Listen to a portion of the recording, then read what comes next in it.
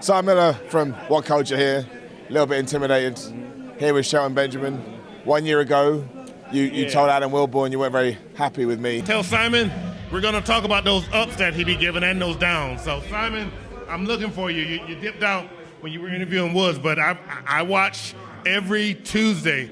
I go and watch him count those ups and count those downs, and so it's all him. That's all him. Yeah. We're gonna have to talk about my ups. I wasn't very happy with you. You see, unlike a lot of people, I actually watch YouTube. I actually watch internet shows, and guess what? I watch a lot of WhatCulture, and I watch a lot of Simon's counting those ups and counting those downs. Apparently, I gave you too many downs or something, right? You know what?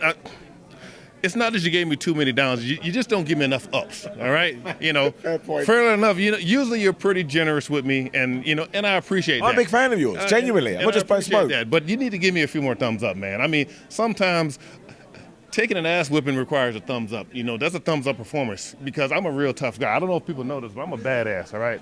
So it's really hard for me to pretend to let someone beat me up. Bobby Lashley, I let him do that. Brock Lesnar, I let him do that. Big Show, all these big time guys, I let them do that because I will destroy them. So I just need you to recognize how hard it is, how hard I'm performing, how hard I'm trying to convey to the fans that I am actually in a vulnerable position because we all know that will never happen. I totally agree. And if I recall rightly, I got pretty good memories, pretty good brain. Pretty good. The downs I used to give is that I didn't think WWE were using you in the right way.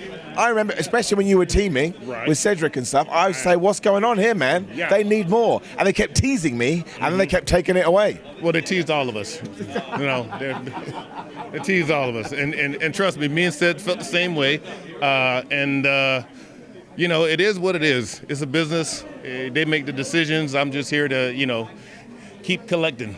And you are as well. We talked about this before we hit record, but it's true. Let's get down to brass tacks. You had a phenomenal career. You have been active within wrestling since when? Like 2000? 2000. Yeah.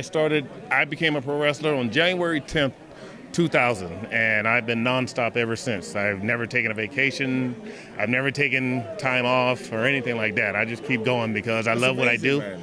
I love the fans, and I've been lucky enough to avoid any really major injuries or anything that really take me out of action, with the exception of my shoulder when I originally was coming back. But for the most part, I've been extremely fortunate from a physical aspect of things. But I say physical, but in life in general, like I said, I've lived a charmed life. So sometimes I see people go, "Oh, poor Shelton, they're not doing this." Like, no, don't. I make hundreds of thousands of dollars. Don't poor Shelton me. I'm not poor Shelton. I love it, man. What a great attitude, dude. Yeah. So, and again, to your point, I like to be a positive person in general. Yeah. So that's why I don't complain. I do my job. I do it to the best of my ability, and I hope someone appreciates it. And that's really all you can ask for. If you get more, that's icing on the cake. But that's really all you can ask for, in my opinion. It's funny you say that. I was listening to a podcast the other day with the one and only Jim Ross, and he still describes you as one of the best natural, pure athletes WWE ever hired. I mean, that is huge praise, man. Like every time people say it, it's flattered because I look at all the greats that have came down, like great athletes, Ricky the Dragon Steamboat, Macho Man. To me, I think the greatest athlete to ever enter into pro wrestling is Billy Gunn. Because Billy Gunn, have you seen him? Dude, the first time I met him, I thought it was a joke. That cannot be Billy Gunn. Billy Gunn, and the thing is, Billy Gunn to this day can outbump anybody. He can outwork anyone. I can't think of a better athlete. And like I said, I think he's number one and I'm number two. So shout out to Billy Gunn because you are the freaking man, bro. He's huge. He's the Hulk. You know what? Here's the thing. We made this analogy one time about Billy Gunn. We say when you see Billy Gunn on TV, it's like seeing David Banner. Yeah. But it's when you meet him in person, you realize he's actually the Hulk. Like, that's how we view Billy Gunn, because he's a monster of a man. It is, and he's during that era when I guess everyone's a monster of a dude. Right. Although you were in that era, but you held up with all of them. It's not like you ever looked at you and went, no way. Ted.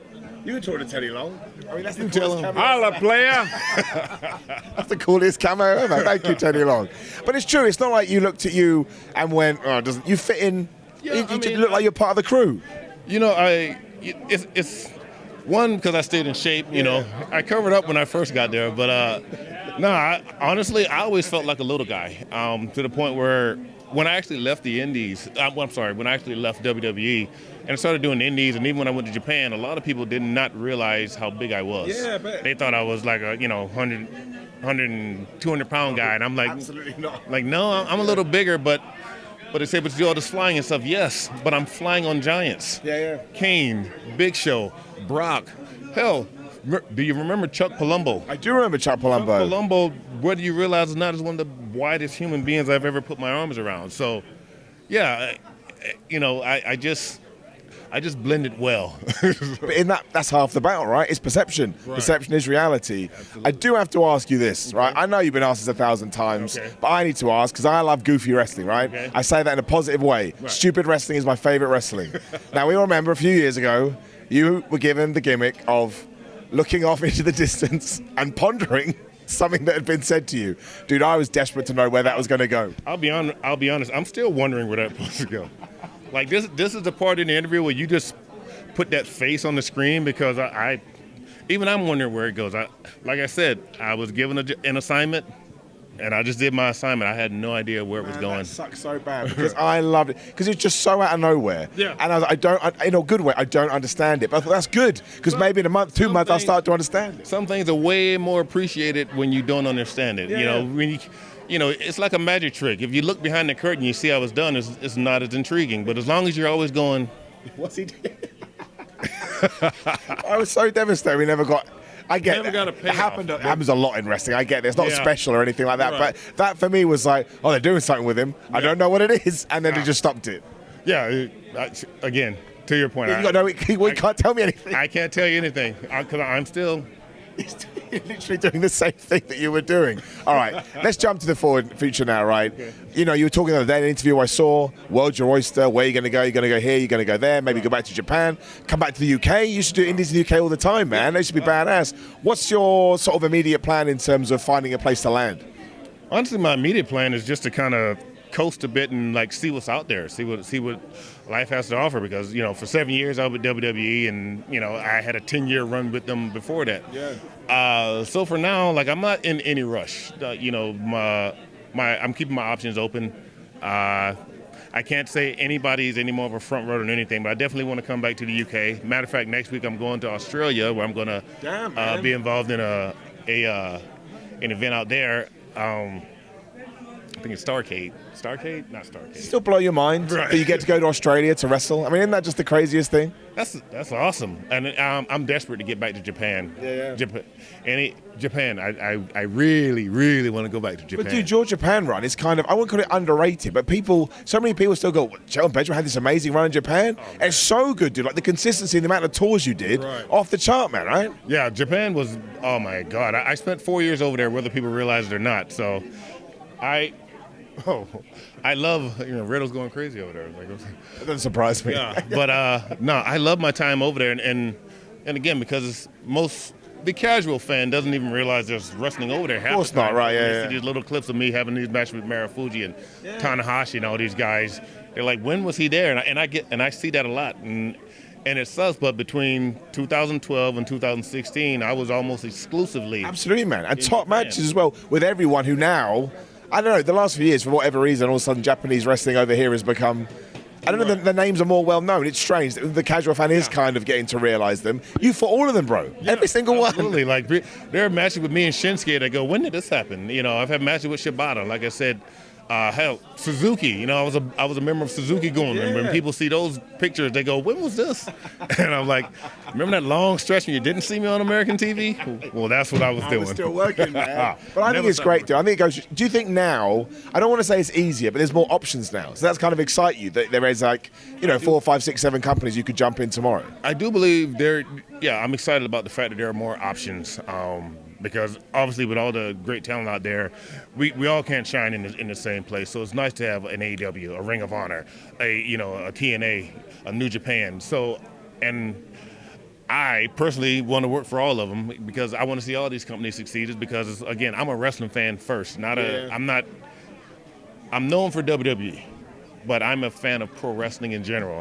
When I grew up, I watched everything. If it was pro wrestling, even if I didn't know what the company was, I watched it because it's pro wrestling. I'm a fan. So I think it's awesome now that we definitely have a lot more viable options to actually go and have a great career and have a great, a great time. And yeah, I'm here for it. And I think it's just going to grow from here. Because like you said, people are now, there's these superstars from Japan, superstars from Mexico, superstars from the UK. Like, Oh, dude, you should work CML, man. Have you worked CML, LL? Have I missed that one? Maybe. Like, I bounced around so much. It's hard to remember all just of get them. down there, bro. You'd be fit like a glove. Yeah. Be amazing, man. I'm game. I'm game.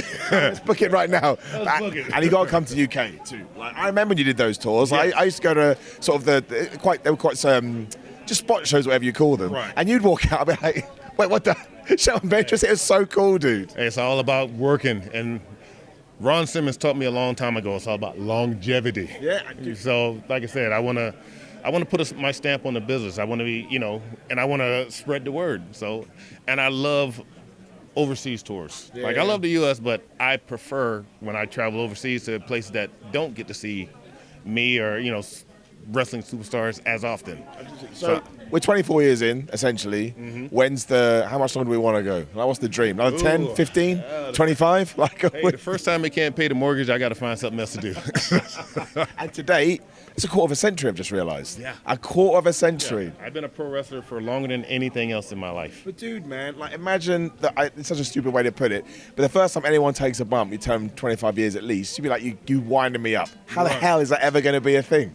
Yeah, I'll be honest. It seemed like it was yesterday. I bet like it is, man. the time, like people don't. The time goes by so fast, and especially when you're having a good time. My first 5 years in the business, a blink, and it was. Pew. Yeah.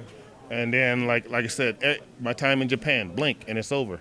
My last run in WWE, blink, and it's over. I can't say that's necessarily a bad thing. You just. Nah, We'll leave it, man. I get it, bro. I get it. But like I said, time just flies when you're like, and like I said, all the old timers can tell you, like, it just seemed like yesterday that I just started this, and I was thinking, oh, this would be something good to try for a couple years. See where it goes, yeah. And I said, I want to be retired by at least 40. Well, I've overshot that by. Not quite a decade. Yeah. We're talking about that. But we don't talk about Do it. you know what else is badass? You're talking about all this stuff, and you could actually, if you say tomorrow you thought, screw it. Do you know what people are going to talk about till wrestling eventually just vanishes? That super kick spot. Because, dude, I know some people, like, it's probably over talked about now, just like All in Wrestling, like the Hell in a Cell fall and a million. But that's the thing, man. You are etched into that forever. People, if they're going to still talk about it now, 10, 15, 20 years, that must blow your brain a little bit as well, dude. Well, I look at it, like I said, with other entertainers. Michael Jackson, when you start thinking about Michael Jackson, you start naming off his hits. Beat It, Billie Jean, The Girl Is Mine. Like, that's one of my hits. So, and like I said, it served me well in the long run. In the short run, it was a little, But nah, Sean was awesome. But yeah, I always knew pro wrestling was a part of making memories, make yourself memorable. Totally true. I've never been a WWE champion or anything like that, but I'm memorable, and that was my goal. Make people do stuff when you go out, get an emotional reaction, and make sure they'll remember it. It's so true, because instantly you said that. I remember when you ran up the ladder Right. at the WrestleMania match. Right. From nowhere, just went ping. And then you just start rattling them off. So that's how I look at it. Just one of my hits. I also want to point out, this is the last thing I'm going to say, because no one appreciates this. Doing a springboard is I can't do it. I fall on my face. I found that he jumped 3/4 across the ring. Bro, you're an athletic marvel, man. Did you just get it like that, springboards? Like, no problem. I can do that. Don't worry about it. Yeah, that was... And I'm trying to be modest because don't be arrogant. It was I didn't see why it was so hard. I saw one person do it before I got into wrestling. The first time I was in the wrestling ring, I did it. It was effortless, but at the same time, I'm a kid from the South who played in the woods. Yeah.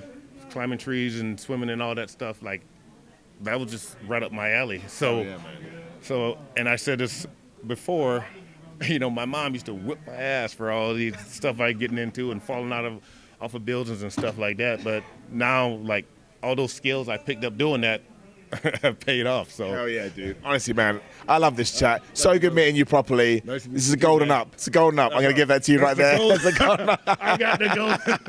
I tell you, right, everyone says this anyway. From now on, we're doing a show, and Shelton's on it. He's never getting it down again. Just Never ups. get it up. I'm going to be so biased towards you, it's going to be ridiculous. Thank you very much, man. brother. Like the video, share the video, subscribe. See you soon.